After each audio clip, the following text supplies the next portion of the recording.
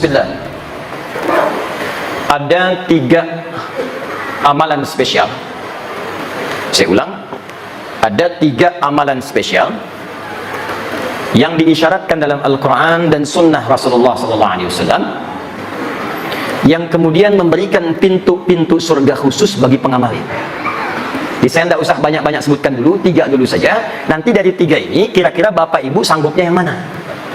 Dimulai sekarang, itu saja konsisten dikerjakan. Bapak sanggup masuk lewat pintu yang 1, masuk lewat situ. Sanggup pintu lewat yang kedua, masuk yang ke situ. Sanggup pada pintu yang paling utama, kerjakan dari sekarang. Niatkan kerjakan amalan itu sampai wafat, naik status jadi pekerja amalan dimaksudkan. Amalan pertama, awas, hati-hati. Amalan ini terkait dengan amalan yang dikerjakan khusus di waktu malam saja. Jadi kalau sudah siang, amalannya tidak ada. Awas, hati-hati.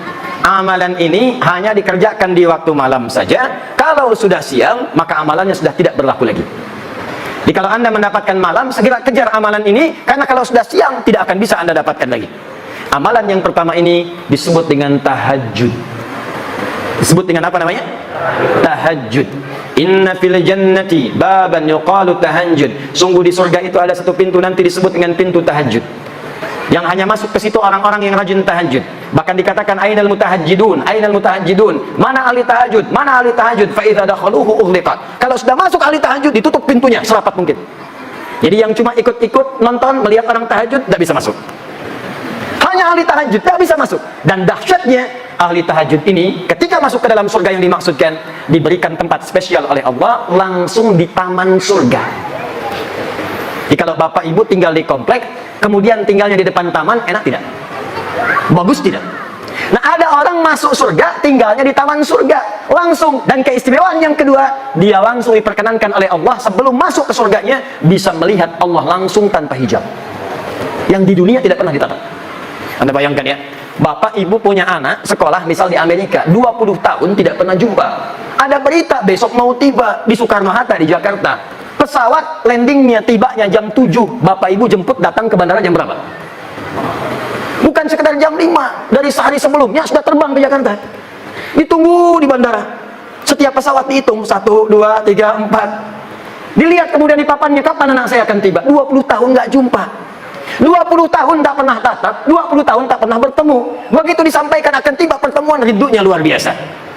Kita ini selama hidup tak pernah menatap Allah. Hanya yakin iman, tapi tak pernah nampak dalam pandangan kita. Maka mustahil ada orang beriman yang tidak merindukan Allah, mustahil. Semakin kuat iman kita, semakin rindu kita berjumpa dengan Allah. Makanya abangda kita, sahabat kita, ustaz kita, Allah yarham Ustaz Arifin Ilham, 2 hari sebelum wafat, saya ada perasaan ingin terbang ke Penang, ingin jumpa. Kadang Allah kemudian pesawatnya begitu padat, tak mendapatkan tiket yang diharap. Tiba-tiba dapat berita kemudian wafat. Inna lillahi wa inna ilaihi raji'un. Tapi tidak banyak orang mengetahui sebelum wafat kalimat apa yang dituliskan oleh beliau. Liqa Allah. Kata beliau, sekarang tiba melepas kerinduan berjumpa dengan Allah Subhanahu wa taala. Tidak ada kerinduan terbesar bagi orang beriman kecuali 2. Berjumpa dengan Allah, menatap Rasulullah SAW. Tak pernah kita hidup bersama Rasulullah. Bahkan dalam mimpi jarang kita bermimpi menatap beliau. Tak pernah kita berjumpa. Orang yang mengorbankan tenaganya, fikirannya, bahkan jiwanya untuk umatnya. Azizun alaihi ma'anittum, harisun alaikum bil mu'minina raufur rahim. Ini orang, kata Allah, saking luar biasanya, kalau umatnya memiliki persoalan, dia akan mengatakan, ya Allah, jangan berikan kepadanya, timpakan saja kepada saya supaya dia ringan bebannya. Ya Rabb, kalau sakaratul maut itu begitu sakit, maka timpakan semua sakaratul maut yang akan dirasakan oleh umatku, timpakan sekarang kepadaku supaya mereka tidak merasakannya lagi. Muhammad sallallahu alaihi wasallam. Azizun alaihi ma'anittum, harisun alaikum, begitu peduli dengan kita sampai-sampai bermohon kepada Allah dalam setiap salat malamnya. Begitu sampai ke ayat surga, masukkan umatku ya Rabb, masukkan umatku ya Rabb. Kullu ummati dakhala al-jannah, setiap umatku akan masuk surga, kata Nabi, illa man aba, kecuali yang tidak pengen. Muhammad sallallahu alaihi wasallam pernah hidup dengan beliau di dunia, jarang kita menatap di alam mimpi. Maka siapa yang tidak rindu berjumpa dengan Rasulullah SAW di akhirat nanti? Itu kerinduan. Karena itu pengamal amalan yang pertama ini, begitu kemudian dihisab, langsung wajahnya berbinar-binar gembira, padahal belum masuk ke dalam surganya. Ada yang mengatakan sudah di surga, tapi bukan karena masuk surganya, karena berhasil menatap Allah tanpa hijab yang dia rindukan. Turunlah Quran surah ke-75, namanya surah Al-Qiyamah. Sebelum surga itu dimasuki, terjadi kiamat. Saat kisah berlangsung, muncullah keistimewaan itu. Ayat 22 sampai ayat 23. Perhatikan kalimat Al-Qur'annya. Wujuhu yawma idzin nadhirah. Ada orang yang pada saat itu wajahnya berbinar-binar gembira. Anak yang wisuda belajar, ada yang di Unsri, ada yang ke ITB, ada yang ke UI, belajar bertahun-tahun, ingin jadi dokter spesialis, 4 tahun, 5 tahun, 6 tahun, begitu di wisuda berbinar wajahnya gembira, gembira, gembira, gembira. Ini di hari kiamat ada wajah yang gembira luar biasa, nadhirah, terpancar aura kebahagiaan di wajahnya. Apa yang menyebabkan dia gembira? Padahal dia belum masuk surga. Ila rabbiha nadhirah, ila rabbiha nadhirah, karena dia berhasil menatap wajah Rabbnya tanpa hijab sama sekali. Siapa orang ini? Bahkan hebatnya nanti, di ayat nanti akan disebutkan ahli ini, orang-orang ini bukan sekedar bisa menatap Allah, tapi semua kebutuhan di surganya langsung diberikan oleh Allah tanpa perantara. Jadi nanti kalau di surga yang standar, yang penting ke surga. Di surga standar, ada pelayan surga namanya Wildanun Mukhalladun. Kalau laki-laki dilayani oleh bidadari surga, yang cantiknya, ya jangan bayangkan dulu istri masing-masing. Jauh. Ada yang seperti berlian.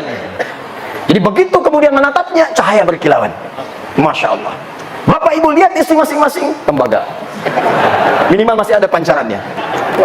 Ada yang seperti mutiara, lu'lu' wal marjan. Ada berlian yang jarang didapatkan. Anda pakai berlian, ibu pakai berlian, bangganya luar biasa. Di surga langsung pelayannya wajahnya seperti berlian. Masya Allah. Hurun 'ain. Hurun 'ain. Bidadari-bidadari yang memikat mata, yang saat ditatap begitu indah. Mala 'ainan ra'at wala udhunan sami'at wala khatara 'ala qalbi bashar. Kalau di dunia tidak pernah dilihat, tidak pernah terdengar kisahnya, dan sekarang pun bapak-bapak melamun tidak seperti itu. Itu bahasa Nabi. Anda lamunkan pun tidak seperti itu. Jadi kalau yang laki-laki mendapatkan pelayanan dari bidadari surga, yang perempuan siapa bu? Tidak ada bidadara.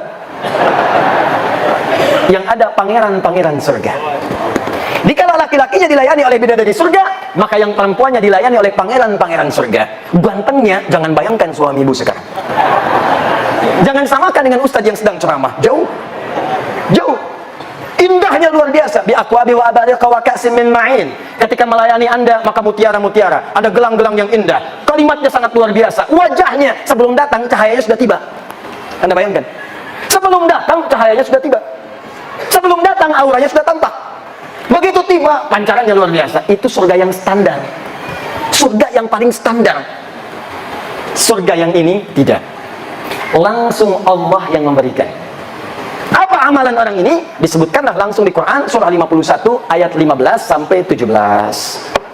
Paling kanan pertengahan, dari atas sampai ke tengah. Quran surah 51 ayat 15 sampai 17. Kita batasi dulu sampai 17 dulu. Pelan-pelan.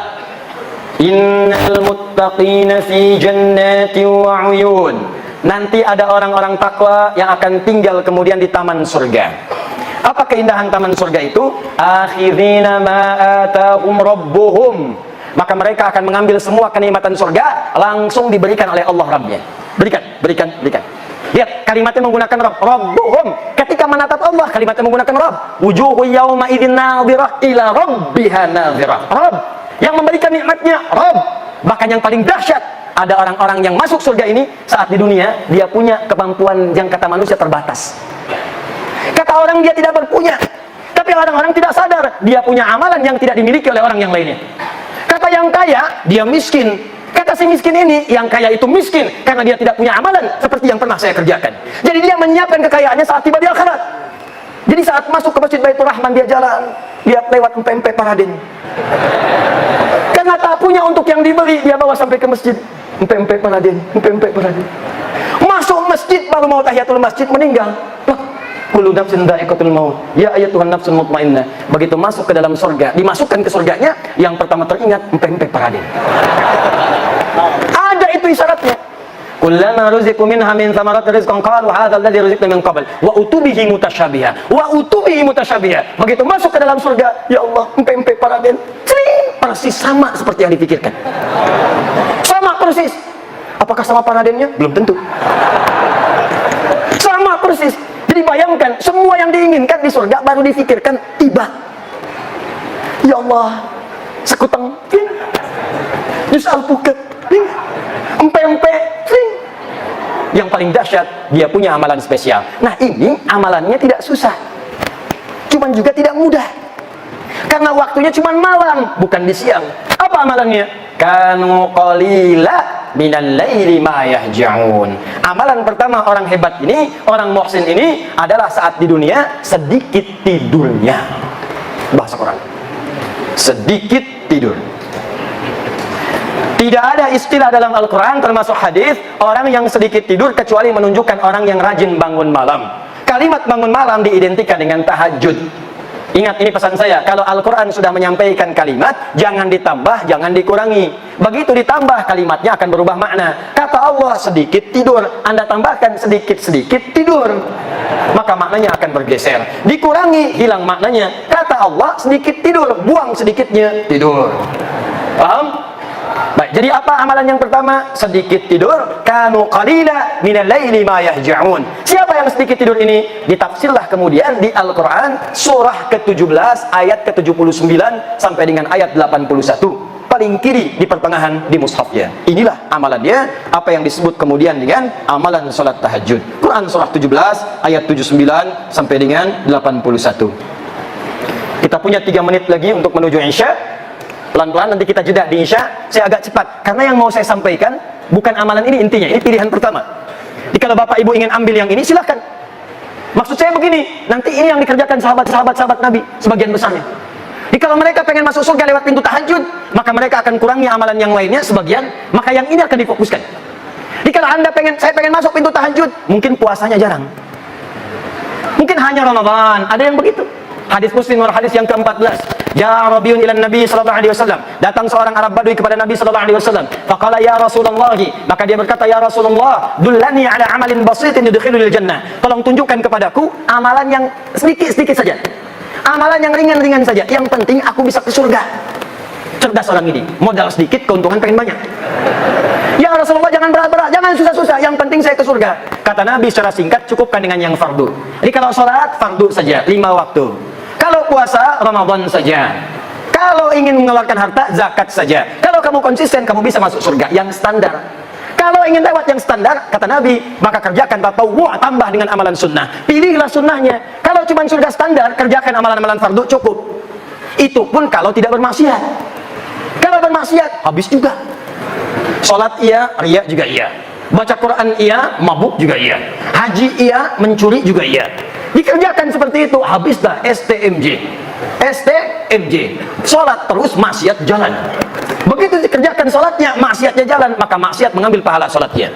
Jikalau mau aman, tambah yang fardu dengan yang sunnah, maka Anda akan dimasukkan ke dalam pintu spesial di surga. Amalan pertamanya tahajud. Saya tutup dulu sebentar, saya berikan amalan singkat. Kalau Anda ingin masuk lewat pintu ini, maka apa yang harus didawamkan? Catat hadis Muslim nomor hadis 749.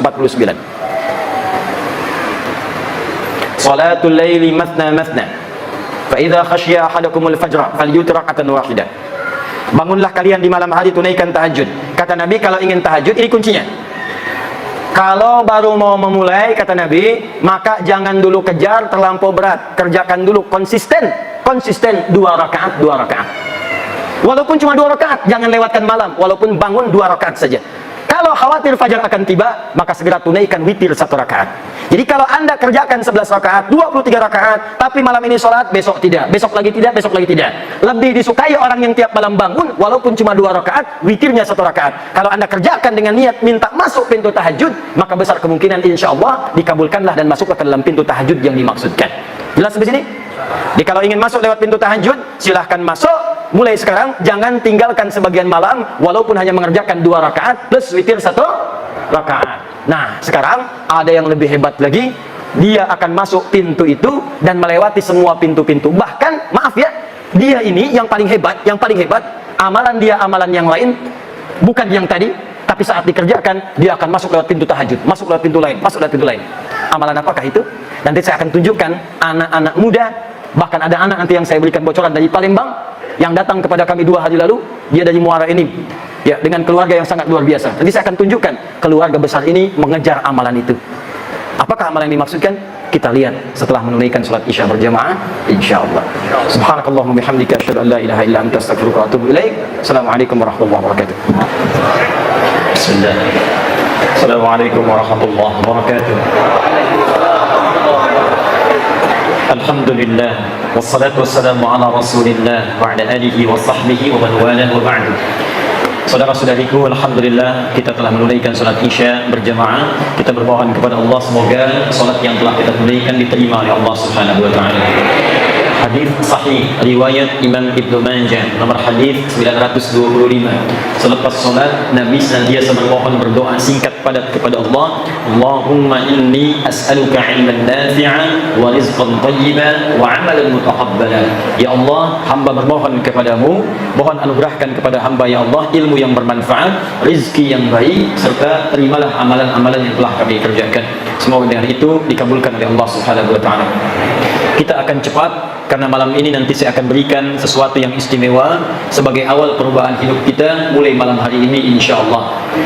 Kita mendambakan masuk ke dalam surga. Tapi kata sahabat Ali bin Abi Thalib karramallahu wajhah, banyak orang mendambakan surga tapi melakukan perbuatan yang menjauhkan ia dari surga.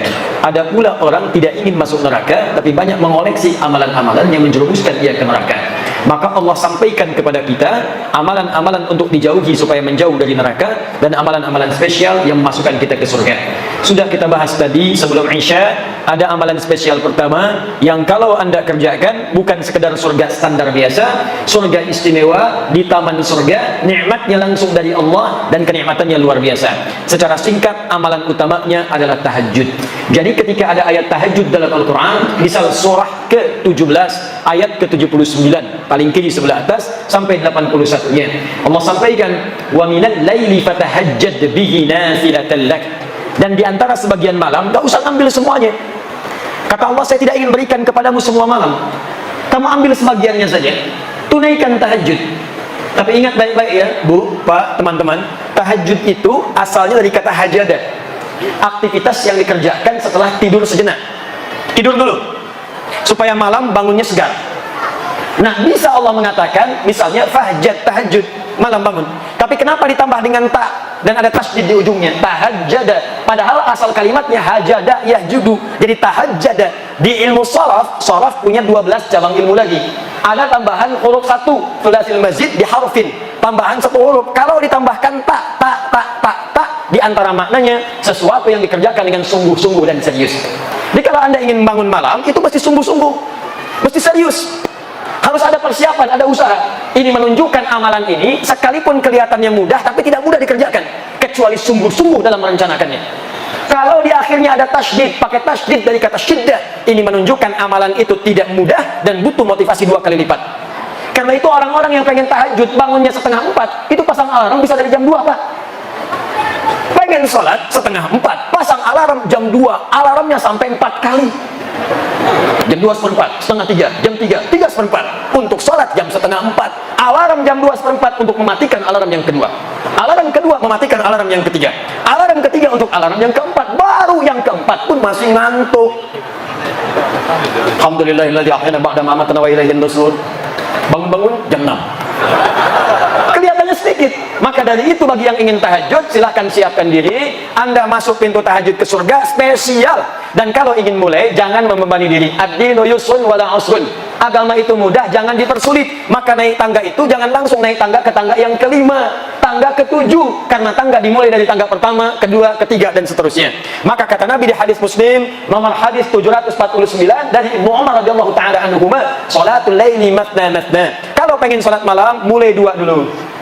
Kalau sudah nikmat, tambah 2 lagi. Itu pun jangan baca yang panjang-panjang dulu. Faqra'u ma tayassara minal Qur'an. Surah 74, surah ke-73 ayat ke-20. Faqra'u ma tayassara minal Qur'an. Yang gampang-gampang dulu.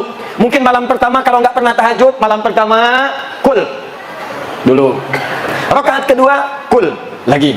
Al-Falaq, An-Nas, kul dengan kul. Witirnya kul lagi. Kul huwallahu ahad. Nggak apa-apa. Kalau sudah terbiasa, besok bangun lagi, tambah 2 lagi, tambah 2 lagi, tambah 2 lagi. Ada yang 11, ada yang semakin nikmat 23.